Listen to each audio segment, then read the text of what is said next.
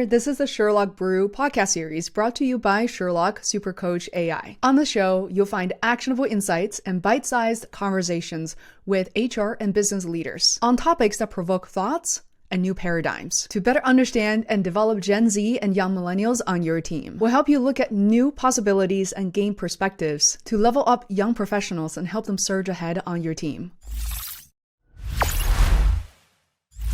I really like the example you brought up with your daughter because I think of her as a Gen Z and myself as a millennial with this age difference, especially and with traditions, with the culture. It was very unusual for me to push back either on my parents, my grandparents, and the same thing, that kind of spirit translated to work as well, that I think people from my generation began to challenge some of the corporate ideas or ideals, but we're not always doing that constantly, not necessarily as a group.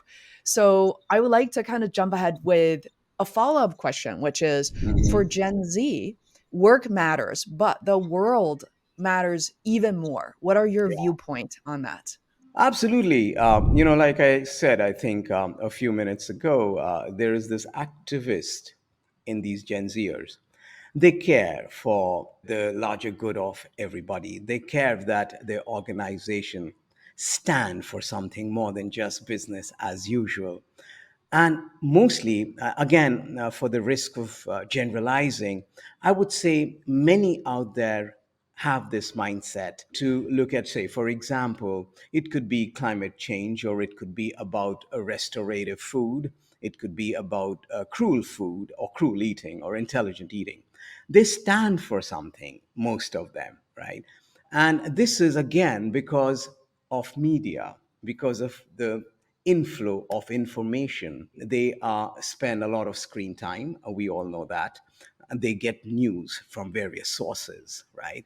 So there is a barrage, a tsunami of information that they're dealing with.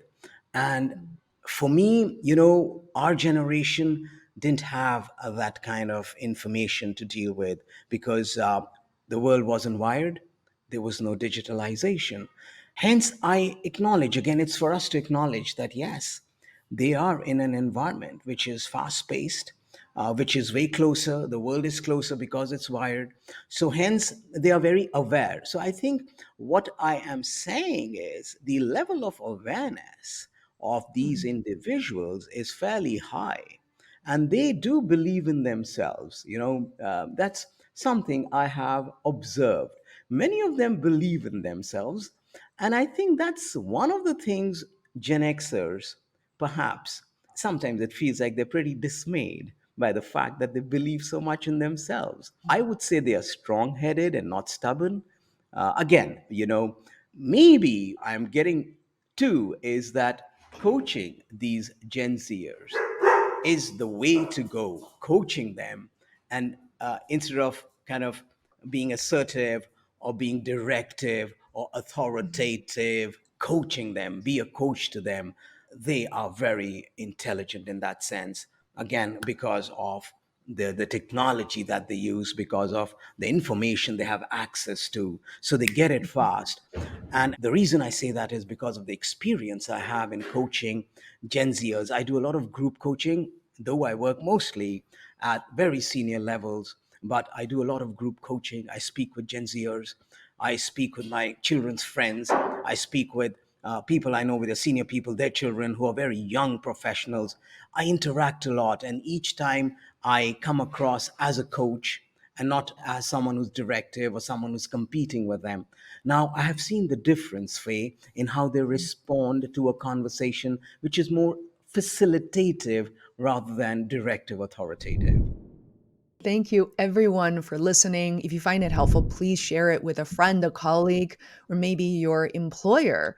And to learn more about SherlockSuperCoach.AI, I just set the URL, which is SherlockSuperCoach.AI, our beta program, contact information, and the way we think are all on the website. And absolutely look forward to hearing from you. That's it. That concludes today's conversation. We'll see you next time.